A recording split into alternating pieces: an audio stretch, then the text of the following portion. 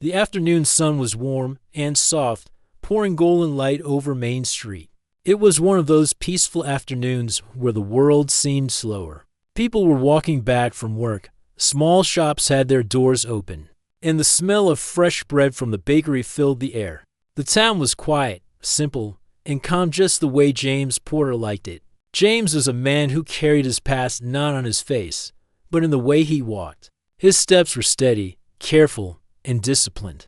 He had spent years serving his country in faraway places where every step mattered. Now, after everything, he was back home, walking through the same streets he once rode his bicycle on as a boy. He wore a faded camouflage jacket not because he wanted attention, but because it made him feel safe. It reminded him of his team, of his brothers who had stood by him when times were hard.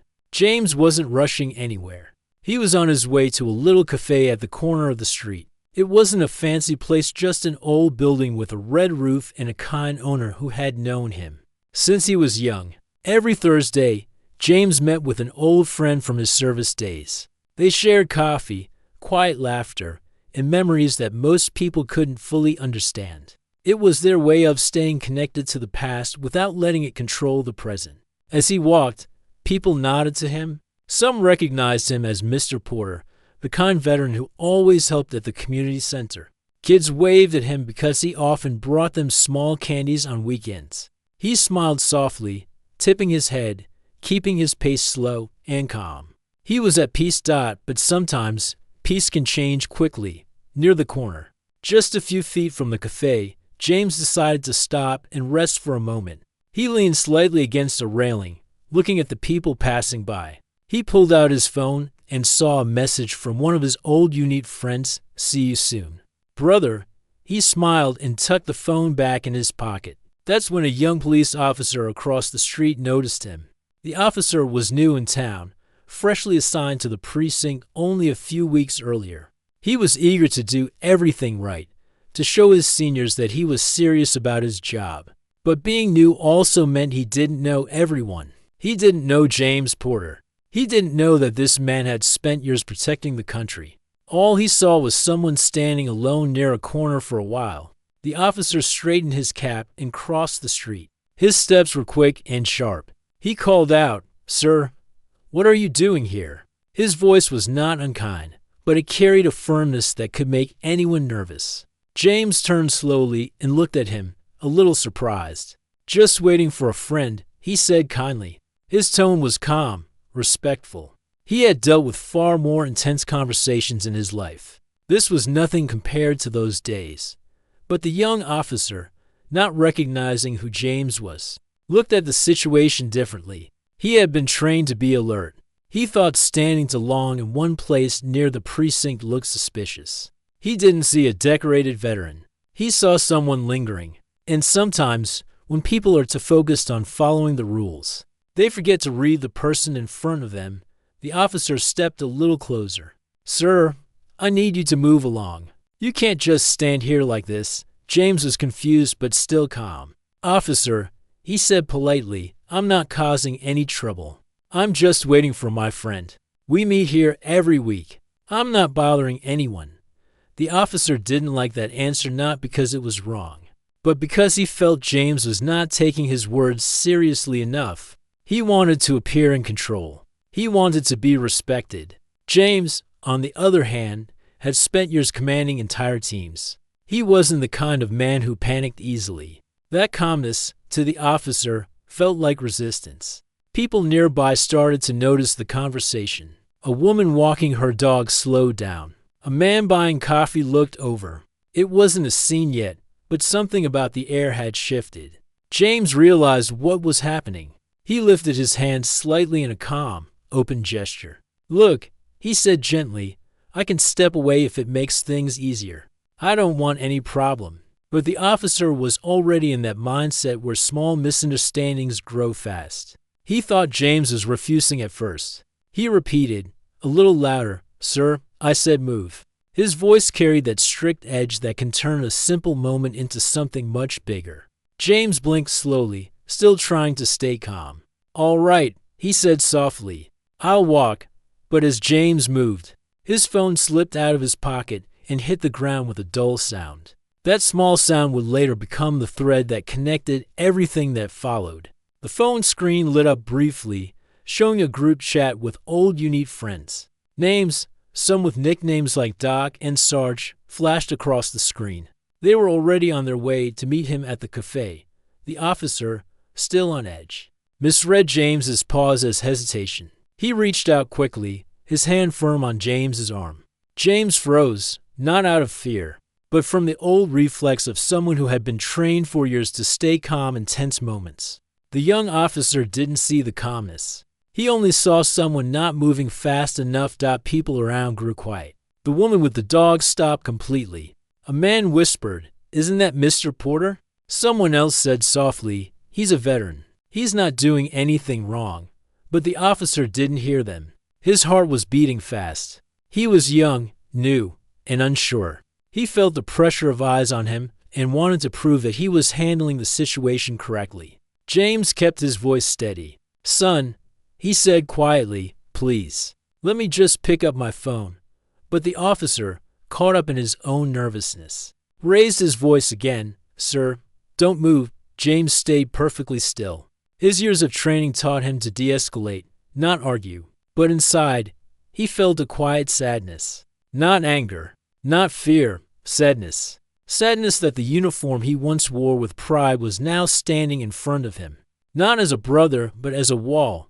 The crowd grew slightly larger. No one was yelling, no one was shouting, but the energy of the place was changing. The air felt heavier. The officer didn't know that this wasn't just any man. He didn't know that behind James Porter stood a history of decades of service, loyalty, and sacrifice. He didn't know that this single moment was about to echo far beyond Main Street. James slowly looked down at his phone on the pavement. It buzzed again. A new message flashed from Doc. "Here. Where are you?" Another buzz. "On the way." 5 minutes. The young officer still didn't see it. He was focused on keeping control. "Sir, I'm going to need you to come with me," he said, voice a little shaky now. Though he tried to hide it. James took a soft breath. "Officer, I haven't done anything wrong. I'm just waiting for a friend. Please, let's not make this a bigger issue."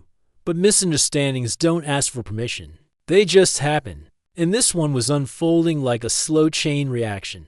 The officer took James's arm more firmly now. It wasn't aggressive, it was procedural, stiff, uncomfortable. To the people watching, it looked wrong. To James, it felt like the world had turned upside down. He wasn't a man who believed in making a scene.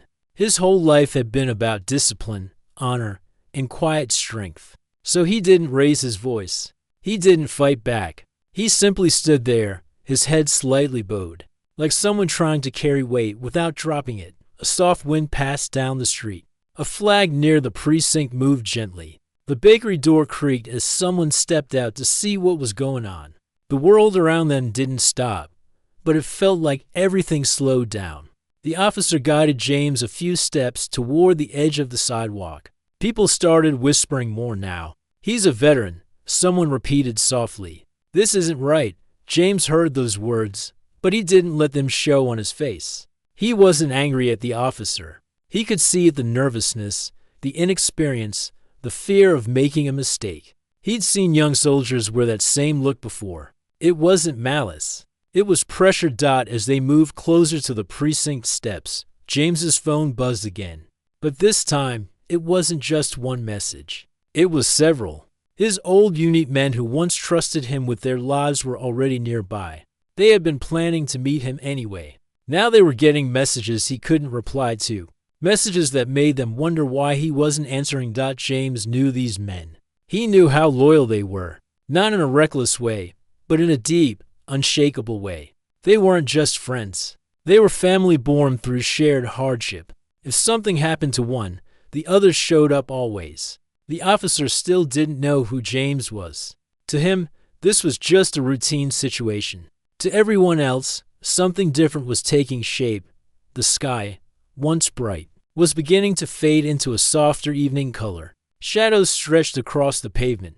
The day was changing, and so was the moment. James didn't try to explain again. Sometimes, explanations don't work when someone isn't ready to hear them. Instead, he stayed silent. That silence wasn't weakness. It was strength. The kind of strength that comes from years of facing bigger storms than this. The rookie officer still had no idea that every second ticking by was pulling more people toward this exact spot, people who would stand for James the same way he had once stood for them. And while the officer believed this was just another day on the job, he didn't know that this day would be remembered very differently by everyone who witnessed it. The wind began to cool as the afternoon slowly faded into evening. Streetlights along Main Street started to flicker on, casting long golden lines across the sidewalk. James Porter stood quietly near the precinct steps, his jacket still slightly wrinkled where the officer had held his arm. His eyes were calm, but inside, his heart felt heavy. It wasn't anger, it was something deeper, a kind of quiet disappointment. He had worn a uniform once too. He had protected people, worked with young men who had learned to trust him. And now, he stood outside the very building meant to protect citizens, feeling like a stranger in his own hometown. The officer, still holding his notebook in one hand, was trying to look firm, but his face gave away the nervousness he felt. He hadn't expected this moment to stretch this far. He had thought it would be over quickly, a simple conversation, maybe a quick explanation. But it hadn't gone that way. The people nearby weren't walking away. They were still standing around, whispering quietly. James didn't say anything. He didn't raise his voice. He simply stood there with the quiet strength that came from years of facing far tougher situations than this. He had stood through storms, through nights when everything depended on staying calm. This moment, compared to those days, was small, but it carried a weight that others couldn't see. Not far away, on the other side of town, a group of men were driving toward the cafe where they were supposed to meet him. It was their weekly routine. They didn't dress in uniforms anymore, but their bond was still strong. Some wore jackets, some plain shirts, but all of them carried a quiet sense of purpose. They were as unique as brothers. "Where's James?" one of them asked, looking at his phone. He frowned. "He always replies." Another man, older and calm, said softly, "He doesn't just go silent like that." The driver, a tall man with steady eyes, glanced at his phone screen too. "He sent me a message an hour ago," he said. Said he was on his way. One by one, the phone started to buzz with the same unread messages. James hadn't replied to anyone. Something didn't feel right. "Check his location," someone said. They had a private group chat, a habit they developed years ago. Not because they didn't trust the world, but because they trusted each other. The map blinked, then showed a small blue dot not at the cafe, but right outside the precinct. The car went quiet. No one shouted. No one panicked. They didn't need to. Each man understood the silence. It was the same silence they had shared many times before when something was wrong, and they had to move. The driver pressed the gas gently. The old pickup truck rolled forward, headlights washing over the quiet streets. A second truck joined behind them. Then another. They didn't rush like people looking for trouble. They moved like a team, calm, coordinated, certain. Back outside the precinct, James lifted his head slightly as the sound of engines began to echo down the street. It wasn't loud. It wasn't alarming. It was familiar. His chest tightened, not with fear, but with something close to relief. He knew that sound. He knew those engines. The rookie officer didn't understand at first. He thought it was just evening traffic. He glanced up, then back at James. "Sir, do you have anyone coming here?" he asked, trying to sound in control. James didn't answer right away. He simply looked toward the street as the first truck pulled up to the curb. The headlights turned off. The driver stepped out slowly, closing the door behind him with a soft click. Then another truck arrived, and another. The young officer took a step back, surprised by the number of people arriving. "What's going on?" he asked nervously. One by one, the men from James's old unit walked toward the precinct. They didn't hurry. They didn't yell. They just walked with quiet purpose. Every single one of them carried themselves with the same steady posture. James had shoulders straight, eyes focused. You could tell just by looking that they were used to standing together. The air changed again. The whispers grew louder. The small crowd that had gathered earlier began to step aside, not out of fear, but out of respect. The scene didn't feel dangerous, it felt serious, like something important was about to happen. The first man to approach was Marcus Doc Rivera, James's closest friend from the unit. He wasn't wearing anything official, just a plain gray hoodie and jeans. But the look in his eyes said everything. He walked up to James, placed a hand gently on his shoulder, and asked softly, "You okay, brother?" James nodded slowly. He didn't need to explain. Marcus looked over at the rookie officer. His expression wasn't angry, it was calm, but firm. "What's happening here, officer?" The young officer swallowed. He hadn't expected a group to show up like this. He wasn't trained for this kind of situation, not one where no one was shouting. No one was resisting, but the air carried the weight of quiet power. "Sir, I was just asking him to move along," he said behind Marcus. The other veterans formed a loose line along the sidewalk. They weren't blocking anything. They weren't causing trouble. They were just there, present, and their presence said everything words couldn't. James stood a little taller now, not because he needed protection, but because seeing his old brothers again reminded him of who he was. He wasn't just a man on the sidewalk. He was someone who had led these men through some of the hardest moments of their lives, and they had shown up for him without him even asking. Inside the precinct, a few senior officers started looking out the windows. They could see what was happening. A call came in over the radio. We've got several individuals outside. Former service members, it looks like. The shift commander, an older officer with gray hair, stepped out to see for himself. He walked through the doors, adjusting his cap, his eyes scanning the scene. The moment he saw James Porter, he recognized him. His face softened slightly. He knew who James was. Everyone who had lived in town long enough did. "James," the commander said, walking down the steps with a calm voice. "What's going on here, son?" James met his eyes. "Just waiting for a friend," he said gently. But it seems that became a little more complicated than it should have. The commander looked at the rookie officer.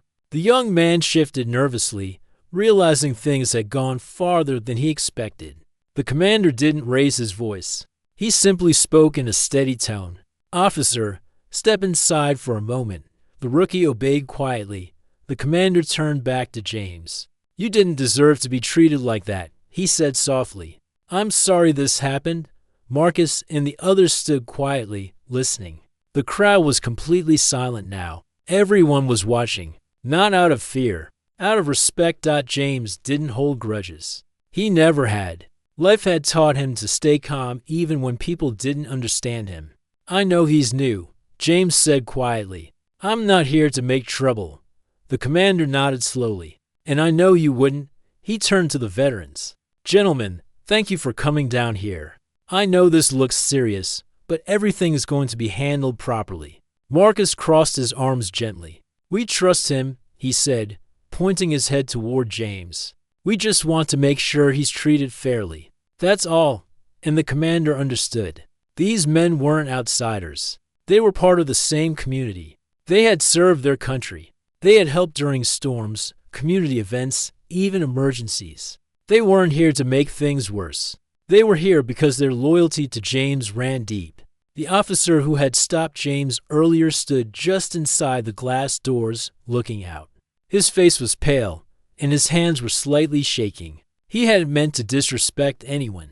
He was just following what he thought were the rules. But seeing the way everyone was standing together outside made him realize that sometimes rules are not the only thing that matters. Understanding people does too. The commander walked up the steps, opened the door, and called him out quietly. "Come here, son." The rookie stepped forward, eyes lowered. The commander placed a hand on his shoulder and spoke softly but firmly. "You have to learn something important tonight. Respect isn't just about a badge or a rule. It's also about knowing the people you protect." The young officer nodded slowly. He stepped toward James, his movements unsure but sincere. "Sir," he said, voice quiet, "I'm sorry. I didn't know who you were. I shouldn't have treated you that way." James didn't let him stay small in that moment. He gave a small nod, not out of pride, but out of understanding. "It's all right, son," he said gently. "You're new. We all learn. Just remember sometimes people are carrying stories you can't see."